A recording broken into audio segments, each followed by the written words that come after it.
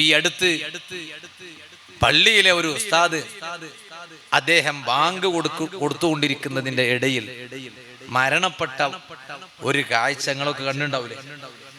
കണ്ടോ? കണ്ടില്ലേ? എന്നാ ഇപ്പോഴും കാണാത്ത കുറച്ച് ആളുണ്ട് ഞങ്ങളപ്പ. കണ്ടുണ്ടാവൂലേ? കണ്ടു. തങ്ങളൊക്കെ കണ്ടു, നമ്മളെല്ലാരും കണ്ടോണം. അറേബ്യൻ ഗൾഫ് ചാനലിൽ വരെ ആ വാർത്ത വന്നു. അപ്പൊ അയാൾ എവിടുത്തെ ആളാണ്? എന്റെ സ്റ്റേറ്റുകാരനാ, കർണാടകക്കാരനാ.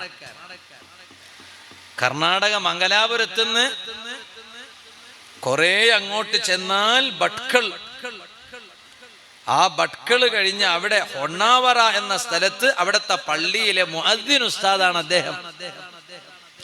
അപ്പൊ അദ്ദേഹം ബാങ്ക് കൊടുത്തുകൊണ്ടിരിക്കുന്നതിന്റെ ഇടയിൽ അഷ്ഹദു അല്ലാ ഇലാഹ ഇല്ലല്ലാഹ് അഷ്ഹദു അന്ന മുഹമ്മദർ റസൂലുള്ളാഹ് ഇതിങ്ങനെ പറഞ്ഞുകൊണ്ട് മൂപ്പരങ്ങ് കൊഴഞ്ഞു വീണ് മരിച്ചു. അബ്ദുൽ ലത്തീഫ് മദനി, അള്ളാഹു പുറത്തു കൊടുക്കട്ടെ, സ്വർഗത്തിൽ വലിയ പദവി കൊടുക്കട്ടെ, നമുക്ക് അള്ളാഹു നല്ല മരണം തരട്ടെ. അപ്പൊ കണ്ടില്ലേ, വെറുതെ ആ മരണം കിട്ടൂലല്ലോ, അന്ന് വെറുതെ ഒന്നും കിട്ടൂല.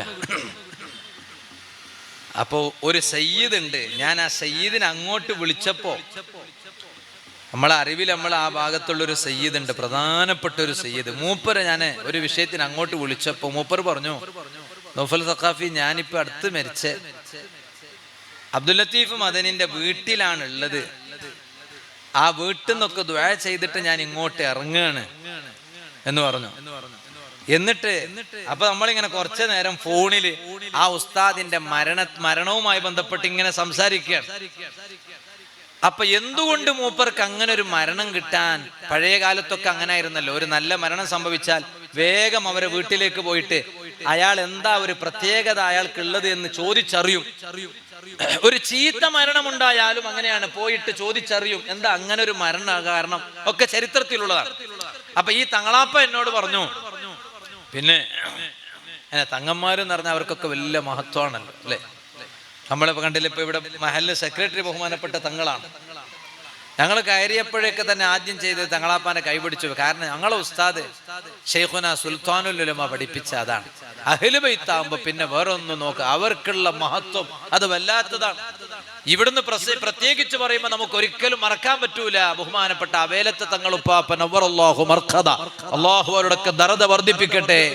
ബഹുമാനപ്പെട്ട ശൈഖുന സുൽത്താനുൽ ഉലമാന്റെ ഉസ്താദിനെ വളർത്തിക്കൊണ്ടുവന്ന എല്ലാമാണ് മഹാനവരുകൾ. അതൊക്കെ ഞങ്ങളെക്കാളൊക്കെ കൂടുതൽ നിങ്ങൾക്ക് അറിയാം. അള്ളാഹു ആ കുടുംബത്തിന് വലിയ സന്തോഷം കൊടുക്കട്ടെ, വലിയ ഖൈർ നൽകട്ടെ. ബഹുമാനപ്പെട്ട തങ്ങളാപ്പാന്റെ ദറജ അള്ളാഹു വർദ്ധിപ്പിക്കട്ടെ. അപ്പൊ ഈ തങ്ങൾ എന്നോട് പറഞ്ഞു, ഞാന് അബ്ദുൽ ലത്തീഫ് മദനിന്റെ ഉമ്മാനോട് ചോദിച്ചു, മരിച്ച ഈ ഉസ്താദിന്റെ ഉമ്മാനോട് ചോദിച്ചു, നിങ്ങളെ മോന് അങ്ങനെ ഒരു മരണം വെറുതെ കിട്ടൂല, അത് അയാൾക്ക് നല്ല ആർക്കാണെങ്കിലും അത്ര അങ്ങനെ ഉണ്ടല്ലോ, അങ്ങനെ എളുപ്പത്തിലൊന്നും അത്ര നല്ല മരണമൊന്നും കിട്ടൂലല്ലോ. അപ്പൊ ജീവിതത്തിൽ എന്തെങ്കിലും ഒരു കാര്യം നിത്യമാക്കിയിട്ടുണ്ടാവും, ചെയ്യണത് ഒന്നാണെങ്കിലും ഉണ്ടല്ലേ. മൂപ്പർക്ക് ഇപ്പൊ യൂട്യൂബ് ചാനലൊന്നുമില്ല, ഉണ്ടോ? മൂപ്പരെ ഒരു ക്ലിപ്പും ജീവിതകാലത്ത് വന്നതായി ഞങ്ങളെ ശ്രദ്ധയിൽപ്പെട്ടിട്ടില്ല. ആകെ മൂപ്പരെ ക്ലിപ്പ് വന്നിട്ടുള്ളത് മരിച്ച രംഗാണ്, ആ ക്ലിപ്പേ വന്നിട്ടുള്ളൂ. അപ്പോഴേക്ക് മൂപ്പര് ലോകമെമ്പാടും അറിയപ്പെട്ട സെലിബ്രിറ്റിയായി മാറി. ജീവിതകാലത്ത് മൂപ്പരൊരു സ്പീച്ചും നടത്തിയിട്ടില്ല, ഒരു കപ്പലിൽ പോകുന്ന യാത്രയും കാണിച്ചിട്ടില്ല, ഫ്ലൈറ്റിൽ പോകുന്നതും കാണിച്ചിട്ടില്ല. ആകെ മൂപ്പര് മരിച്ച കാഴ്ചയാണ് നമ്മൾ കാണുന്നത്. അത് ലോകമെമ്പാടും അറിഞ്ഞു. നമ്മളിപ്പോ ഒരു കാര്യം ചെയ്തത് അറിയാൻ വേണ്ടി എന്തൊക്കെയാണ് നമ്മൾ ചെയ്യണത്, നമ്മളൊന്ന് ചെയ്തു എന്ന് അറിയാൻ വേണ്ടി. ഇത് മൂപ്പർ ശ്രദ്ധിച്ചിട്ടേ ഇല്ല, മൂപ്പർ അങ്ങ് ചെയ്തപ്പോ നല്ല മരണം കിട്ടിയപ്പോ ലോകം അറിഞ്ഞു. ഏത് രാഷ്ട്രമാണ് അദ്ദേഹത്തിന്റെ മരണ വാർത്ത റിപ്പോർട്ട് ചെയ്യാത്തത്? അപ്പൊ അത് അത്ര വെറുതെ ഒന്നും കിട്ടൂലല്ലോ. അപ്പൊ ഈ തങ്ങളാപ്പ പറയാണ്, നല്ലൊരു സയ്യിദാണ്, മുഖ്ലിസായ സയ്യിദാണ് മൂപ്പര്. ഈ തങ്ങളാപ്പ പറഞ്ഞു, ഞാന് അബ്ദുൽ ലത്തീഫ് മദന്റെ ഉമ്മാനോട് ഞാൻ ചോദിച്ചു, എന്തുകൊണ്ട് ഉമ്മ നിങ്ങളെ മോനക്ക് ഇങ്ങനെ ഒരു മരണം കിട്ടാൻ? അപ്പൊ ഉമ്മമാർക്കല്ലേ മക്കളെ കുറിച്ച് എന്നാരുള്ളൂ, ഇല്ല അങ്ങനെയല്ലേ. ഇന്നിപ്പോ നേരെ ഇതൊക്കെ തകിടം പറഞ്ഞിട്ടാ. കാരണം ഉമ്മമാര് മക്കളെ ശപിക്കണ കാല. അള്ളാഹു നമ്മളെ നന്നാക്കി തരട്ടെ. നമ്മളെ മാത്രല്ല ഉമ്മമാരെ അള്ളാഹു നന്നാക്കി കൊടുക്കട്ടെ, എന്നാലേ കാര്യം നടക്കുള്ളൂ. ഞാൻ വെറുതെ പറയല്ല. ഉമ്മമാരിങ്ങനെ മക്കളെ കുറ്റം ഞാൻ പറയട്ടെ, ഉമ്മമാരോടൊക്കെ ഞാൻ പറയട്ടെ, കുട്ടികൾ സ്വന്തം മക്കള് അവര് ഏതായാലും നമ്മളൊക്കെ ഉമ്മമാരെക്കാളൊക്കെ പക്വത കുറവാണ് അവർക്ക്. ചിലപ്പോ അവർക്ക് മക്കൾ ഉണ്ടെങ്കിലും ശരി, അവർക്ക് ഉമ്മാന്റെ അത്ര പക്വത ഒന്നും അവർക്ക് ഉണ്ടാവൂല. അപ്പൊ ആ മക്കളെ ഭാഗത്തുനിന്ന് എന്തെങ്കിലും ഒരു തെറ്റ് വന്നാൽ ഉമ്മമാരെ ഞാൻ പറയട്ടെ, ഒറ്റയടിക്കങ്ങ് ശപിച്ചിട്ട് അവരങ്ങ് പുറംകാലം കൊണ്ട് ചവിട്ടി പുറത്താക്കല്ല വേണ്ടത്, അവരെ ഒന്ന് അടുപ്പിച്ചിട്ട്. കാരണം എന്താ, നിങ്ങളെ ശാപം അവർക്ക് കിട്ടിയിട്ട് അവർ എവിടെയെങ്കിലും എന്തിനെങ്കിലും പോയി പെട്ടിട്ട് അവർക്കങ്ങ് നാശം സംഭവിച്ചാൽ അത് കാണാൻ നിങ്ങളെ കൊണ്ട് കഴിയോ ഉമ്മമാരെ? അതുകൊണ്ടല്ലേ മുത്തുനബി സ്വല്ലല്ലാഹു അലൈഹി വസല്ലം ഇമാം ഇസ്മായിലുൽ ഹിഖ്ൽ ബറൂസമി തങ്ങൾ തഫ്സീർ റൂഹുൽ ബയാനിൽ ഒരു സംഭവം രേഖപ്പെടുത്തുന്നത് കാണാൻ കഴിയും. ഒരാൾ മരിക്കാൻ കിടക്കുന്ന സമയത്ത് അദ്ദേഹത്തിന്റെ നാക്ക് വഴങ്ങണില്ല, ഷഹാദത്ത് കലിമ ചൊല്ലാൻ ആ നാക്കിനെ കൊണ്ട് കഴിയണില്ല. അപ്പൊ മുത്തുനബി സല്ലല്ലാഹു അലൈഹി വസല്ലം തങ്ങൾ അടുത്തുള്ള ആളുകളോടൊക്കെ ചോദിച്ചു, എന്തപ്പ ഇത്, ഈ മനുഷ്യൻ നിസ്കരിച്ചിട്ടില്ലേ എന്ന് ചോദിച്ചു. അപ്പൊ അവരൊക്കെ പറഞ്ഞു, നിസ്കരിച്ചിക്കണല്ലോ നബിയെ. അപ്പൊ നോമ്പൊന്നും നോറ്റിട്ടില്ലേ? ഒക്കെ നോറ്റിക്കണു നബിയെ. അപ്പൊ ഒരു പിടുത്തം കിട്ടണില്ല, പിന്നെന്താ എങ്ങനെ സംഭവിക്കണത്? അപ്പൊ പറഞ്ഞു, ഉമ്മ ഉണ്ടോന്ന് ചോദിച്ചു. ഉമ്മ ഉണ്ട്. എന്നാ ഉമ്മാനെ ഒന്ന് ഉമ്മാന്റെ അടുത്തേക്ക് പോവാ. ഉമ്മാന്റെ അടുത്ത് ചെന്നു. ഉമ്മാന്റെ അടുത്ത് ചെന്നപ്പോഴാണ് നോക്കുമ്പോ ഉമ്മാനെ വിഷമിപ്പിച്ചിട്ടുണ്ട് മകൻ എന്ന ഒരു വിവരാണ് അപ്പ ലഭിച്ചത്. അപ്പൊ ഉമ്മ ശപിച്ചു. ആ സമയം ആ ഉമ്മാനോട് മുത്തുനബി സല്ലല്ലാഹു അലൈഹി വസല്ലം തങ്ങൾ ചോദിച്ചൊരു ചോദ്യമുണ്ട്. ആ ചോദ്യമാണ് ഞാൻ ഇന്ന് സ്വന്തം മക്കളെ ശപിച്ചു കളയണ ഉമ്മമാരുണ്ടല്ലോ അവരോട് ഞാൻ അത് ചോദിക്കാൻ ഉദ്ദേശിക്കുകയാണ്. ഇത് ചെറിയ വിഷയമൊന്നുമല്ല, ഞാനിത് വെറുതെ പറയല്ല. സ്വന്തം മക്കളെ ഉമ്മമാരങ്ങ് ശപിച്ചിട്ട് വീട്ടിൽ നിന്ന് അങ്ങ് പുറത്താക്കണം. അവന്റെ ഭാഗത്തുനിന്ന് തെറ്റൊക്കെ വന്നുണ്ടാവും. ചിലത് പലപ്പോഴും ചിലപ്പോ മരുമകളെ കാരണം കൊണ്ട്, മരുമകളെ സ്വഭാവം അങ്ങനെയാണെന്നൊക്കെ പറഞ്ഞിട്ട് സ്വന്തം മക്കളെ ശപിക്കണ കുറെ ഉമ്മമാരുണ്ട്. ഞാൻ പറയട്ടെ, ആ മക്കളിൽ നിന്ന് എന്തെങ്കിലും ഒരു കുറവുണ്ടായാൽ അത് പറഞ്ഞ് ശരിപ്പെടുത്തേണ്ടത് നമ്മളാ. ഇനിയിപ്പോ ശരിയായിട്ടില്ലെങ്കിൽ തന്നെ ഉമ്മമാരെ എന്തിനാണ് നമ്മൾ ശപിക്കണത്? ഓനങ്ങ് അറിയും, അവനത് മനസ്സിലാക്കും. എന്റെ ജീവിതത്തിൽ തന്നെ ഉമ്മാന്റെ മഹത്വം എന്താണെന്ന് ഞാൻ കാണിച്ചു കൊടുക്കും. സംഭവമൊക്കെ ശരി തന്നെയാണ്, ഒക്കെ ഉമ്മ പറഞ്ഞ തെറ്റു. പക്ഷേ ഒരിക്കലും ശപിച്ചു പോകരുത് ഉമ്മമാരെ, മക്കളെ ശപിച്ചു പോകരുത്.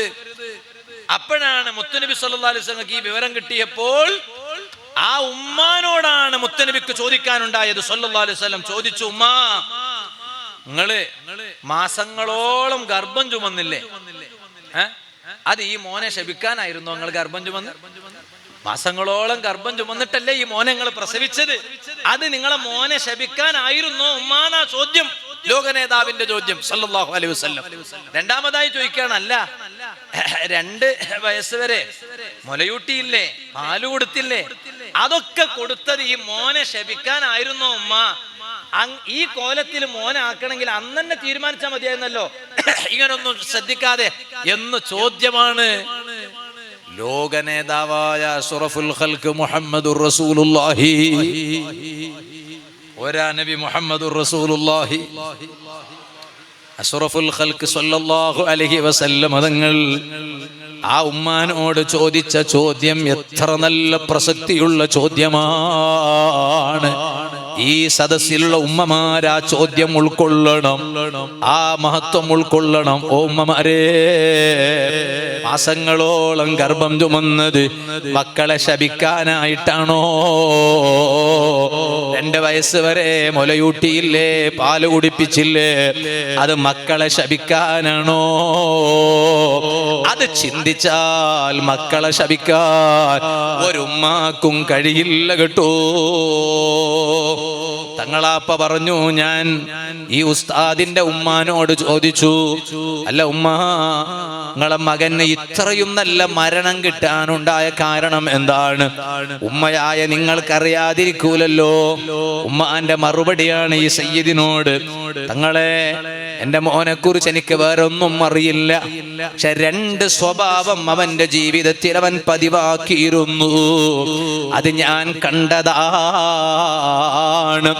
ആ ഉമ്മ തങ്ങളോട് പറഞ്ഞത്, ഞാൻ ഫോണിൽ സംസാരിക്കുന്ന സമയത്ത് തങ്ങളവരുകൾ എന്നോട് പറഞ്ഞത്, ഞാൻ ഇവിടെ വഅദ് പറയുമ്പോൾ ഞാനതിപ്പോ ഓർക്കുകയാണ്. എന്നിട്ട് ആ ഉമ്മ തങ്ങളാപ്പാനോട് പറഞ്ഞു, ചിലപ്പോ നിങ്ങൾ ചിന്തിക്കും, അതെ ഇപ്പൊ ഖുർആനിന്റെ ഖത്മിന്റെ എണ്ണം പറയാൻ പോകും, ഖുർആനിന്റെ ഖത്മിന്റെ കാര്യമാണ് ഇപ്പൊ പറയാൻ പോവാ, അല്ലെ ദിക്റിന്റെ കാര്യമാണ് പറയാൻ പോവാ, തസ്ബീഹിന്റെ കാര്യമാണ് പറയാൻ പോവാ, അല്ലെ പള്ളിയിൽ ജമാഅത്തിന് വന്ന കാര്യമാണ് പറയാൻ പോവാ, അല്ലെങ്കിൽ തഹജ്ജുദിന് എണീറ്റതിന്റെ കാര്യമാണ് പറയാൻ പോവാ.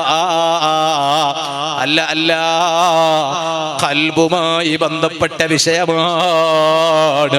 അതേ തഹജ്ജുദ് നിസ്കരിക്കുന്നവർക്ക് പോലും അങ്ങനെ ആകാൻ കഴിഞ്ഞുകൊള്ളണമെന്നില്ല.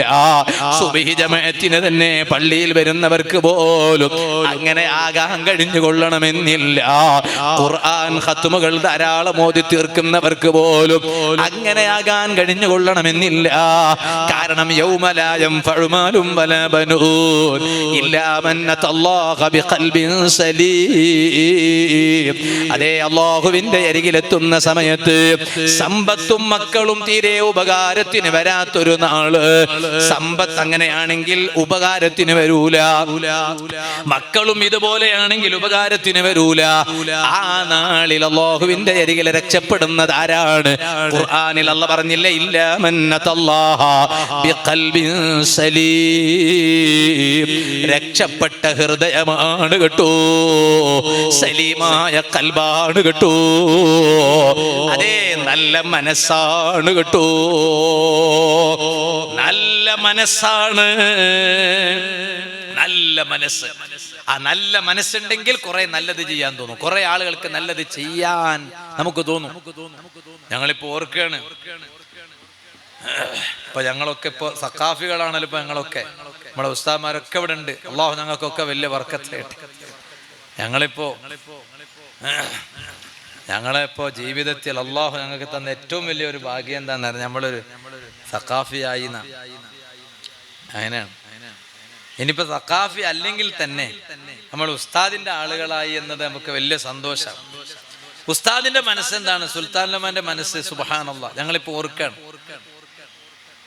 കർണാടകയില് എല്ലാ സഖാഫികളെയും ഒരുമിച്ചു കൂട്ടിയിട്ടൊരു സഖാഫി സംഗമം നടന്നു.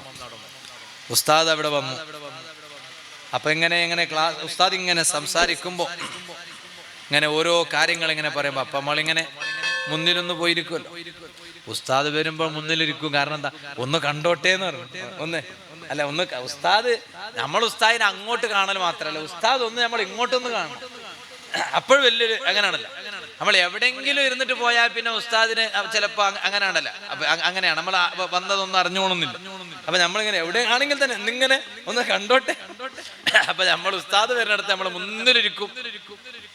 അപ്പൊ ഇരുന്നപ്പോ ഉസ്താദ് അവിടെ നിന്ന് ഇങ്ങനെ പറയാം, വഅദ് പറയണല്ലേ, അത് ഞങ്ങളോട് പറയാ, വഅദ് പറഞ്ഞിട്ട് വീടില്ലാത്ത സഖാഫികൾക്ക് വീടുണ്ടാക്കി കൊടുക്കണമെന്ന് പറയണം. ഉസ്താദ് അപ്പുറം മാറ്റർ ആകണം. വീടൊക്കെ ആയില്ലേ? വീടൊക്കെ. അപ്പൊ വഅദ് പറഞ്ഞിട്ട് വീടില്ലാത്ത എത്രയോ സഖാഫികളുണ്ട്, അവർക്ക് വീടുണ്ടാക്കി കൊടുക്കണം. വീടിൽ പിന്നെ രോഗികളായ എത്രയോ സഖാഫികളുണ്ട്, അവർക്ക് പിന്നെ ചികിത്സക്ക് വേണ്ടതൊക്കെ ചെയ്തു കൊടുക്കണം. ഉസ്താദിന്റെ ചിന്ത അപ്പോഴും അങ്ങനെയാണ്. അല്ലാഹു ആ തണല് കുറെ കാലം നമുക്ക് നിലനിർത്തി തരട്ടെ. അത് എന്തുകൊണ്ടാണ്? സലീമായ കൽബ്. ആ കൽബാണ് ഇയാൾക്ക് ഉണ്ടായതെന്ന ഉമ്മ പറഞ്ഞ മോനെ കുറിച്ച്. അത് നമ്മിൽ പലർക്കും ഇല്ലാണ്ടാകണ ഒന്നാണ്. അത് ഉണ്ടാക്കിയെടുക്കണം. അത് ഞാൻ നേരത്തെ പറഞ്ഞത്. നിങ്ങളിപ്പോ ചിലപ്പോ ഞാനിപ്പോ ഈ ഉസ്താദിനെ കുറിച്ച് അവരെ ഉമ്മ പറയാൻ പോകുന്ന കാര്യം ഖത്മിന്റെ എണ്ണായിരിക്കും, ദിക്ർ ചൊല്ലി വെച്ചത്. അതൊന്നുമല്ല. എന്റെ മോന്റെ 2 സ്വഭാവമാണ് ഞാൻ മനസ്സിലാക്കിയത് ഉമ്മ ഈ തങ്ങളോട് പറഞ്ഞു. ആ 2 സ്വഭാവവും ഖൽബുമായി ബന്ധപ്പെട്ടുകൊണ്ടുള്ളതാണ്. എന്താണെന്നറിയോ 2 സ്വഭാവം? ആ 2 സ്വഭാവം പറഞ്ഞ് ഞാൻ എന്റെ ഇന്നത്തെ വേള അവസാനിപ്പിക്കുകയാണ്. അത് പറയാതെ അവസാനിപ്പിച്ചാലോ? വേണ്ടല്ലേ? അത് പറഞ്ഞ് അവസാനിപ്പിക്കുക. അല്ലാഹു ഞങ്ങളെ ഖബൂൽ ചെയ്യട്ടെ. ആ 2 സ്വഭാവം, ആ 2 സ്വഭാവം കൽബുമായി. അതങ്ങനെ തന്നെയല്ലേ മുത്തുനബി സല്ലല്ലാഹു അലൈഹി വസല്ലം നിങ്ങൾ ഇങ്ങനെ കാണിച്ചിട്ട്, ഒരു സ്വഹാബിയെ കാണിച്ചിട്ട് സ്വർഗത്തിലേക്ക് പോകാൻ ആഗ്രഹമുള്ള ആളെ കാണാൻ ആഗ്രഹം ഉണ്ടെങ്കിൽ അയാളെ കണ്ടോളൂ എന്ന് പറഞ്ഞില്ലേ? അപ്പൊ പലരും കൂടെ നടന്നില്ലേ? എന്താ നടന്നേ? എന്താ സ്പെഷ്യൽ എന്തോ ഉണ്ടാവും മൂപ്പരടുത്ത്.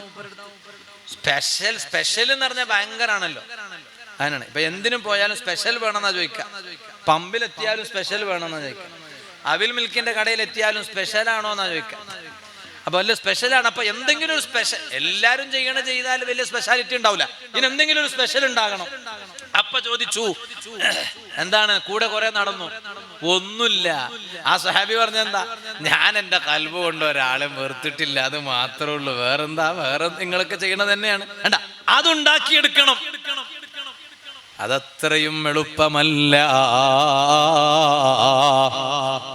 ആ സ്വഭാവം കൽബ് കൊണ്ടുണ്ടാക്കിയെടുക്കാനാണ് നമ്മൾ നിസ്കരിക്കേണ്ടത്, നമ്മൾ ഖുർആൻ ഓതേണ്ടത്, നമ്മൾ ദിക്ർ ചൊല്ലേണ്ടത്. അതാ പുതിയ വർഷത്തിന്റെ തുടക്കത്തിലല്ലേ ഞങ്ങളുള്ളത്. ഈ സദസ്സിൽ നിന്ന് പിരിയുമ്പോൾ ആ ഒരു നല്ല മനസ്സുണ്ടാക്കിയെടുക്കാൻ വേണ്ടി ശ്രമിക്കണോ? ഇത് ഞാൻ എന്നോടും നിങ്ങളോടും സാന്ദർഭികമായി ഓർമ്മപ്പെടുത്തി ഞാൻ എന്റെ വാദം നിർത്തുന്നു. എന്താണ് ആ രണ്ട് സ്വഭാവം? ഉമ്മ പറയാണ്, തങ്ങളെ എന്റെ മകൻ കുറച്ചേ കഴിക്കുള്ളൂ. കുറെ ഭക്ഷണം മേശപ്പുറത്ത് കൊണ്ടുവന്ന് വെച്ചാലും എന്റെ മകനെ ഞാൻ ശ്രദ്ധിച്ചിട്ടുണ്ട്. ഞാനല്ലേ അവന്റെ ഉമ്മ, ഞാനല്ലേ അവനെ പ്രസവിച്ചത്, ഞാനല്ലേ അവനെ പോറ്റി വളർത്തിയത്, ഞാനല്ലേ അവന് ഭക്ഷണം കൊടുത്തത്. അതാ അവന്റെ സ്വഭാവമാണ്, കുറച്ചേ കഴിക്കുള്ളൂ. പക്ഷേ കുറച്ച് കഴിച്ചിട്ട് ബാക്കി കുറച്ചങ്ങ് എടുത്തു വെക്കൂ. എന്നിട്ടോ ഭക്ഷണം ആവശ്യമുള്ളവർക്ക് കൊണ്ടുപോയി ഭക്ഷണം കൊടുക്കൂ, മനുഷ്യർക്ക് കൊടുക്കൂ, ജീവികൾക്ക് കൊടുക്കൂ. ഇനി രണ്ടാമത്തെ സ്വഭാവം എന്താണ്? അതേ പള്ളിയിൽ നിന്ന് മാസം മാസം കിട്ടുന്ന സംഖ്യ അത് കൂട്ടാൻ ചോദിച്ച് വാങ്ങിയ ചരിത്രം എൻ്റെ മകന്റെ ജീവിതത്തിലില്ല. അത് കുറഞ്ഞുപോയി എന്ന പരാതിയും ഉണ്ടായിട്ടില്ല. കിട്ടുന്നതോ ചെറിയ സംഖ്യയാണ്. അത് അവർക്കും അവരെ കുടുംബത്തിനും തന്നെ തികയുന്നില്ല. എന്നാലും അത്യാവശ്യമുള്ളതിന് വേണ്ടി മാത്രം എടുത്തു വെച്ച് ബാക്കിയുള്ള ചെറിയ ചെറിയ തോതിലെങ്കിലും ആവശ്യമുള്ളവർക്ക് കൊടുത്ത് സഹായിക്കൂ, പാവങ്ങളെ സഹായിക്കൂ. അത് കൊടുക്കുന്നത് ചിലപ്പോൾ ഒരാൾക്ക് 100 രൂപയായിരിക്കും. എന്നാലും പതിവ് പോലെ അങ്ങനെ പലതും കൊടുത്തത് ഞാൻ അറിഞ്ഞിട്ടുണ്ട്. ചോദിക്കട്ടെ, ഇതാർക്കാണ് ചെയ്യാൻ കഴിയുക? നല്ല മനസ്സുള്ളവർക്കല്ലേ ചെയ്യാൻ കഴിയുക. ഞാൻ ഭക്ഷണം കഴിച്ചാൽ മാത്രം പോരാ, മറ്റുള്ളവരും ഭക്ഷണം കഴിക്കണം. അതെ, ഞാൻ മനസ്സമാധാനത്തോടെ ജീവിച്ചാൽ മാത്രം പോരാ, അവരും ജീവിക്കണം എന്ന നല്ല മനസ്സുള്ളവർക്കല്ലേ ഇത് ചെയ്യാൻ കഴിയുക. ആ നല്ല മനസ്സുണ്ടായത് കൊണ്ടല്ലേ ഒരു നല്ല മരണം കിട്ടിയത്. അത് വെറുതെയല്ലല്ലോ. അതുകൊണ്ടാണല്ലോ യൂസുഫ് നബി അലൈഹിസ്സലാം അല്ലാഹുവിനോട് ദുആ ചെയ്തത്, തവഫനി മുസ്ലിമൻ വ അൽഹിഖ്നി ബിസ്സാലിഹീൻ. ഓ, എന്നെ ഒന്ന് മുസ്ലിമായി മരിപ്പിച്ചിട്ട് സ്വാലിഹീങ്ങളെ കൂടെ എന്നെ ചേർക്കണേ അല്ലാഹ്. ആ നല്ല മനസ്സുണ്ടാക്കിയെടുക്കാൻ ഞാനും നിങ്ങളും ശ്രമിക്കണമെന്ന് മാത്രം ഈ സമയം ഞാൻ എൻ്റെ അമ്മാരത്തായ നഫ്സിനോടും നിങ്ങളോടും ഓർമ്മപ്പെടുത്തി ഞാൻ എൻ്റെ വാദം നിർത്തുന്നു. ലാ ഉഖ്സിമു ബിയൗമിൽ ഖിയാമ വലാ ഉഖ്സിമു ബിന്നഫ്സിൽ ലവ്വാമ. ഓ, നമ്മുടെ ശരീരവും നമ്മുടെ ആത്മാവും ഒരു നല്ല സ്വഭാവം ശീലിക്കുന്നതാകണം. പല നിലക്കുള്ള ആത്മാവില്ലേ, പല നിലക്കുള്ള ശരീരമില്ലേ. ഖുർആനിൽ അല്ലാഹു തആല ചില ആത്മാവിനെ കൊണ്ട് സത്യം ചെയ്ത് പറഞ്ഞില്ലേ, ലാ ഉഖ്സിമു ബിയൗമിൽ ഖിയാമ. അവിടെ ലാ ഉഖ്സിമു ബിയൗമിൽ ഖിയാമ എന്ന് പറഞ്ഞാൽ സത്യം ചെയ്യൂല എന്നല്ല, സത്യം ചെയ്യൂന്നാണ്. ആ ലാ എന്ന് പറഞ്ഞതിന് അല്ല നല്ല അർത്ഥം. അതിപ്പോ ഞാനിവിടെ വിശദീകരിക്കേണ്ട ആവശ്യമില്ല. ഇവിടെ ഇരിക്കുന്നവരൊക്കെ വലിയ വിവരമുള്ള പണ്ഡിതന്മാരാണ്, അവർക്ക് നന്നായി അതിനെ കുറിച്ച് അറിയാം. ഞാൻ സാധാരണക്കാർക്ക് വേണ്ടി ഞാനിത് പറഞ്ഞു എന്നുള്ളൂ. ലാ ഉഖ്സിമു ബിയൗമിൽ ഖിയാമ, ഖിയാമത്ത് നാൾ കൊണ്ട് ഞാൻ സത്യം ചെയ്തു പറയുന്നു. അല്ലാഹ് പറയാണ് അത് ഖിയാമത്ത് നാൾ അത്രയും ഗൗരവമുള്ള വിഷയമാണ്. ഇനി രണ്ടാമതായി അല്ലാഹ് സത്യം ചെയ്ത് പറഞ്ഞതോ വലാ ഉഖ്സിമു ബിന്നഫ്സിൽ ലവ്വാമ, അതേ ലവ്വാമത്താകുന്ന ആത്മാവ് വേണം. എന്താണ് ലവ്വാമത്താകുന്ന ആത്മാവ്? ആത്മാവിന്റെ പ്രത്യേകത അത് കുറ്റബോധമുള്ളതാണ്, അത് ആക്ഷേപിക്കുന്നതാണ്. ഒരു തെറ്റ് ചെയ്താൽ കുറ്റബോധമുണ്ടാകണം, അത് തെറ്റിനെ ചെറുതായി കാണരുത്. അതാ ഞാൻ നേരത്തെ പറഞ്ഞത്, തെറ്റ് വന്നു പോകാം, സ്വാഭാവികമാണ്. ഞങ്ങൾ അമ്പിയാക്കളല്ല, ഉമ്മമാരെ മുർസലീങ്ങളല്ല, മലക്കുകളല്ല, ആഖിറുസ്സമാനിൽ ജീവിക്കുന്നവരാണ് ഞങ്ങൾ. തെറ്റുകൾ വന്നു പോകാം. ആർക്കും തെറ്റ് സംഭവിച്ചതിന്റെ പേരിൽ ആരെയും കുറ്റപ്പെടുത്താൻ അവകാശമില്ല, ന്യൂനതകൾ പരസ്യപ്പെടുത്താൻ അവകാശമില്ല. അത് മറച്ചു വെക്കണം. അത് മറച്ചു വെക്കാൻ അല്ലാഹുവിനോട് ദുആ ചെയ്യണം. അങ്ങനെയാണ് റബ്ബേ എന്റെ പാപവും എന്റെ കൂട്ടുകാർ ചെയ്ത പാപം നിങ്ങൾക്ക് നീ മറച്ചു വെക്കണേ അല്ലാ എന്ന് റബ്ബിനോട് ദുആ ചെയ്യണം. അതാണ് നല്ല സ്വഭാവം. എന്നാൽ ആ തെറ്റുകളൊക്കെ ജീവിതത്തിൽ വന്നാലും വലാ ഉഖ്സിമു ബിന്നഫ്സിൽ ലവ്വാമ, നല്ല കുറ്റബോധം വേണം. റബ്ബേ തെറ്റ് വന്നു പോയല്ലോ, തെറ്റ് ചെയ്തതിന് ശേഷം ഒരു കുറ്റബോധമുണ്ടോ? മനസ്സിൽ ഈമാനുണ്ടെന്നാണ് അതിന്റെ അർത്ഥം. പക്ഷെ കുറ്റബോധമൊന്നുമില്ല. എത്രയാണ് തെറ്റുകൾ സംഭവിക്കുന്നത്, പക്ഷേ കുറ്റബോധമൊന്നുമില്ല. അതൊരു വിഷയം തന്നെയല്ല. അങ്ങനെയാണെങ്കിൽ അങ്ങനെയുള്ളൊരു മനസ്സിന്റെ ഉടമയാണോ? എന്നാൽ അത്തരക്കാരെ ഭയക്കണം, പേടിക്കണം. കാരണം അന്നഫ്സുൽ ലവ്വാമ, തെറ്റ് വന്നു പോയാൽ സ്വന്തത്തെ കുറ്റപ്പെടുത്തുന്ന ആത്മാവാകണം. ഇതുപോലെ തന്നെ ഒരു ദിവസത്തെ ജമാഅത്ത് നിസ്കാരം നഷ്ടപ്പെട്ടു പോയാൽ അതിന്റെ പേരിൽ ഖേദിക്കുന്ന ആത്മാവാകണം. ഒരു നല്ലത് ചെയ്യുന്നത് മുടങ്ങിപ്പോയാൽ അതിന്റെ പേരിൽ ഖേദിക്കുന്ന ആത്മാവാകണം. ഉമ്മമാരെ, എന്നും തഹജ്ജുദ് നിസ്കരിക്കുന്ന ഉമ്മയാണ്. ഒരു ദിവസം തഹജ്ജുദ് അങ്ങ് നഷ്ടപ്പെട്ടു പോയാൽ സാരല്ല, എന്നും നിസ്കരിക്കണതല്ലേ, ഒരു ദിവസമല്ലേ പോയിട്ടുള്ളൂ എന്ന് വിലയിരുത്തുന്നതിനേക്കാളും അന്നഫ്സിൽ ലവ്വാമ, റബ്ബേ ഇന്നത്തെ തഹജ്ജുദ് നഷ്ടപ്പെട്ടു പോയല്ലോ എന്ന് കരുതി സ്വന്തത്തെ കുറ്റപ്പെടുത്തുന്ന ആത്മാവുണ്ടാകണം. അങ്ങനെയുള്ള ആത്മാവിനെ ഉണ്ടാക്കിയെടുക്കാൻ ശ്രമിക്കണോ? ഇത് ഞാൻ എന്നോടും നിങ്ങളോടും ഓർമ്മപ്പെടുത്തി ഞാൻ എൻ്റെ സംസാരം അവസാനിപ്പിക്കുകയാണ്. ഒരുങ്ങണം, നാളേക്ക് വേണ്ടി ഒരുങ്ങണം, നാളേക്ക് വേണ്ടി എല്ലാം ചെയ്തു വെക്കണം. അഹ്നഫ് റളിയല്ലാഹു അൻഹു വലിയ മഹാനാണ്, നല്ല പ്രായമുണ്ട്, ജീവിതത്തിന്റെ അവസാന നിമിഷം, കുറെ കാലം ജീവിച്ചു, നല്ല വയസ്സുണ്ട് അഹ്നഫ് റളിയല്ലാഹു അൻഹുവിനെ. പക്ഷേ എത്ര പ്രായമായിട്ടു നോമ്പ് പിടിക്കണത് നിർത്തിയിട്ടില്ല.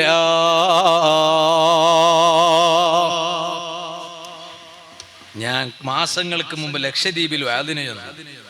ആ ലക്ഷദ്വീപിൽ വാദിന് ചെന്നപ്പോ കവരത്തി ദ്വീപിൽ വാദിന് ചെന്നു. കവരത്തി അല്ല, അഗത്തി ദ്വീപിൽ വാദിന് ചെന്നു. അവിടെ വാദിന് ചെന്നപ്പോ ഒരു വീട്ടിൽ ഭക്ഷണത്തിന് പോയി. എന്റെ ഉമ്മമാർ മനസ്സിലാക്കാൻ വേണ്ടി ഞാൻ പറയാം. ഭക്ഷണത്തിന് ചെന്നപ്പോ അവിടെ ആ വീട്ടുകാരൻ പറഞ്ഞു, ഉസ്താദ് ഇവിടെ പ്രായമുള്ള ഒരു ഉമ്മാമുണ്ട്, അപ്പൊ പ്രായമുള്ളവരെ കൊണ്ട്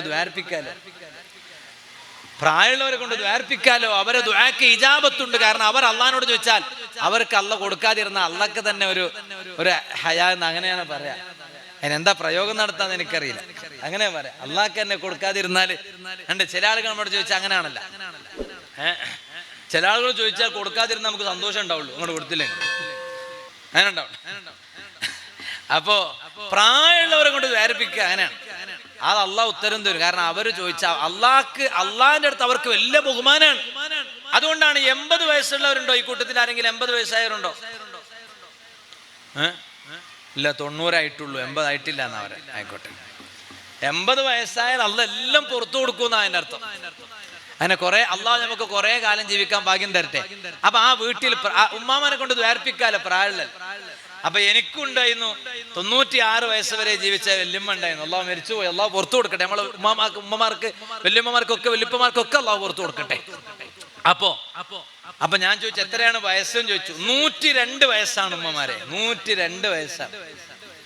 എന്നിട്ട് ഞാൻ മെല്ലെ ദ്വാരക്കാൻ പറഞ്ഞപ്പോ അപ്പോഴാണ് ആ വീട്ടിൽ നിന്ന് ഇങ്ങനെ മരന്റെ അപ്പുറത്തുനിന്ന് സ്ത്രീകൾ ഇങ്ങനെ പറയാണ്, ഉസ്താദേ റമളാൻ ഫുള്ള് നോമ്പ് നോറ്റിക്കണെന്ന്. 102 വയസ്സായിട്ട് റമളാന് ഫുള്ള് നോമ്പ് നോറ്റു. ഉണ്ടാ. അപ്പൊ ഞാൻ അത് കേട്ടപ്പോ തന്നെ അന്തം വിട്ടുപോയി. പക്ഷെ അതിനേക്കാൾ അപ്പുറം അന്തം വിടാനുള്ള സംഭവമാണ് പിന്നെ ഈ ഉമ്മാമ പറയണ എന്നോട്. എന്നിട്ട് ഉമ്മാമ എന്നോട് പറയാ, ഉസ്താദേ റമളാൻ നോമ്പ് മാത്രല്ല ശവ്വാലിന്റെ 6 കൂടി നോറ്റിക്കണെന്ന് പറഞ്ഞു. ശവ്വാലിന് ശേഷമല്ലേ നമ്മളെ കൂട്ടത്തിൽ എത്ര ആളാ ശവ്വാലിന്റെ 6 നോറ്റ്? അത് തുടക്കത്തിൽ നോക്കാതിരുന്ന റമളാൻ കഴിഞ്ഞാൽ പെരുന്നാൾ കഴിഞ്ഞാൽ പിറ്റേന്ന് പള്ളി. ഇതിപ്പോ ബലി പെരുന്നാളിന്റെ കാര്യമല്ല പറഞ്ഞത്, ചെറിയ പെരുന്നാളിന്റെ. അപ്പൊ അത് പെരുന്നാൾ കഴിഞ്ഞിട്ട് പിറ്റേന്ന് പള്ളിക്ക് വരുമ്പോ ചിലപ്പോൾ അങ്ങോട്ടും ഇങ്ങോട്ടും മുഖം നോക്കിയിട്ട് ചോദിക്കേണ്ട ഒരു ചോദ്യമുണ്ട്, നോമ്പുണ്ടാക്കും? റമളാന്റെ ആരും ചോദിക്കൂല, കാരണം അതിപ്പോ നോമ്പുള്ള തന്നെയല്ലേ.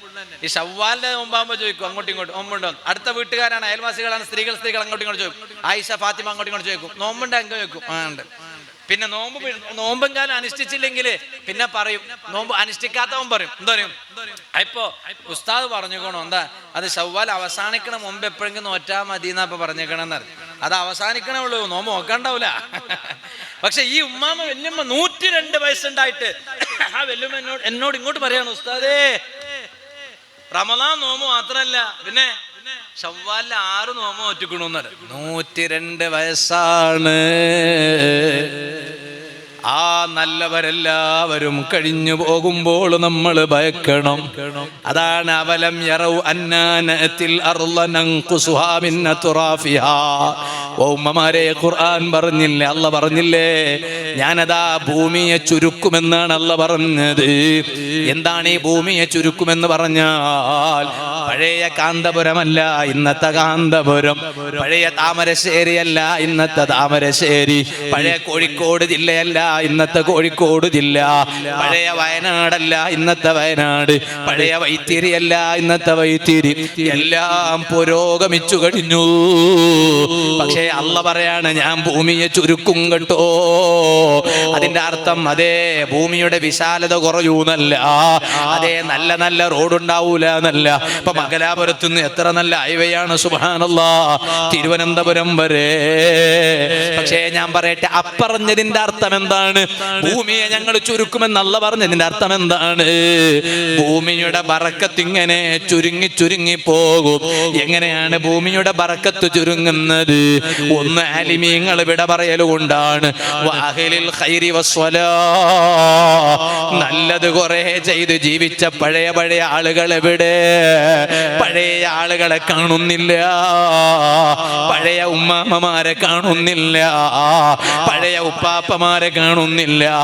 ആ പഴയ ഉമ്മാമ്മമാര് ജീവിച്ചതുപോലെ അത്രയും തഖ്വയോടെ ജീവിക്കുന്ന ആ ഉമ്മാമ്മമാരുടെ മക്കളെ കാണുന്നില്ല, ഉപ്പാപ്പമാരുടെ മക്കളെ കാണുന്നില്ല, പേരമക്കളെ കാണുന്നില്ല.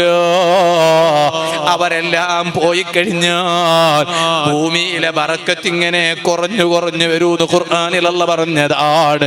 അതുകൊണ്ട് ഞാൻ പറയട്ടെ, അഹ്നഫ് റളിയല്ലാഹു അൻഹു കുറെ വയസ്സായിട്ട് പോലും മഹാനവരികൾ നോമ്പനുഷ്ഠിക്കുകയാണ്. അപ്പൊ ആളുകളൊക്കെ വന്നിട്ട് ചോദിച്ചു, അല്ല അഹ്നഫ് തങ്ങളെ, നോമ്പ് നിങ്ങളെ ദുർബലമാക്കുമല്ലോ, നിങ്ങൾക്ക് നല്ല വയസ്സുണ്ടല്ലോ, എന്തിനാണ് നിങ്ങൾ നോമ്പനുഷ്ഠിക്കുന്നത്? ഉടനെ മഹാനവരികൾ പറഞ്ഞത്, ഞാൻ പ്രാക്ടീസ് ചെയ്യാണ്, ഞാനൊന്ന് റെഡിയാവുകയാണ്, ഞാനൊന്ന് ഒരുങ്ങുകയാണ്. എല്ലാരും ചോദിച്ചു, നാട്ടാര് ചോദിച്ചു, എന്തിനാണ് ഒരുങ്ങുന്നത്? നോമ്പനുഷ്ഠിച്ചിട്ട് എന്തൊരുക്കമാണ്?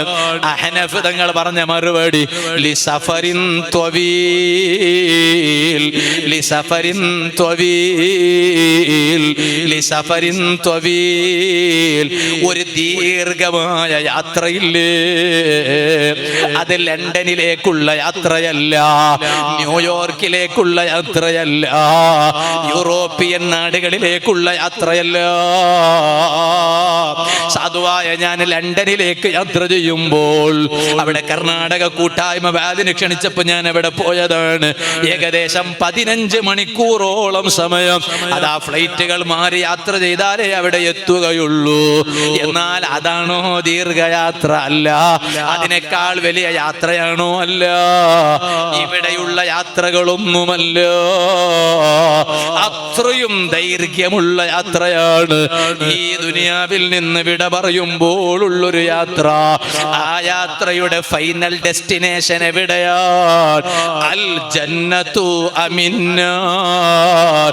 ഒന്നിരിക്കലോ സ്വർഗമാണ്, അമിന്നാർ അല്ലെങ്കിൽ നരകമാണ്. അതാണ് ഹനഫ് തങ്ങളെ മറുപടി. നാട്ടുകാര്, ഇത്രയും വയസ്സായിട്ട് നോമ്പ് എന്നെ ദുർബലമാക്കുമെന്ന് എനിക്കറിയാം, എന്റെ ശരീരത്തിന് പ്രയാസമാണെന്നറിയാം. എന്നാലും ഞാൻ നോമ്പ് അനുഷ്ഠിക്കാനുണ്ടായ കാരണം അതാ ലിസഫരിൻ ത്വബീൽ, ഒരു ദീർഘമായ യാത്രക്ക് വേണ്ടി ഞാനങ്ങ് നോമ്പ് പിടിച്ചിട്ട് ഒരുങ്ങുകയാണ്.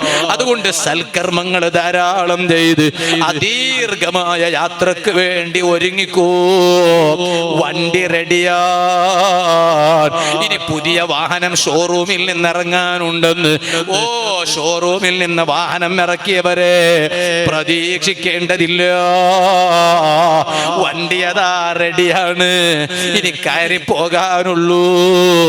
അത് ആളുകൾ നമ്മളെ കയറ്റി കിടത്താനേ ഉള്ളൂ. ഇത് ഞാൻ എന്നോടും നിങ്ങളോടും ഓർമ്മപ്പെടുത്തി ഞാൻ എൻ്റെ വാദം നിർത്തുന്നു. അർഹമുർ റഹീമീനായ അല്ലാഹ്, സാധുക്കളായ ഞങ്ങൾക്കതിന് തൗഫീഖ് ചെയ്യണം റഹ്മാനേ. ഒരു നല്ല ഒരുക്കം ഒരുങ്ങിയിട്ട് ജീവിക്കാൻ നീ ഞങ്ങൾക്ക് എല്ലാവർക്കും ഭാഗ്യം നൽകണം റഹ്മാനെ. അതിനുവേണ്ടി ഞങ്ങളെ ഇൽമിന്റെ സദസ്സ് നീ അതിനുള്ളതാക്കണം റഹ്മാനെ. ഞങ്ങളെ പള്ളികൾ അതിനുള്ളതാക്കണം റഹ്മാനെ.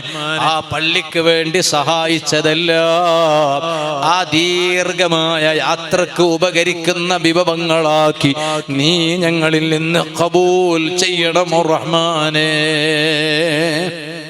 എന്ന് ദുആ ചെയ്ത് ഞാൻ എൻ്റെ സംസാരം അവസാനിപ്പിക്കുന്നു.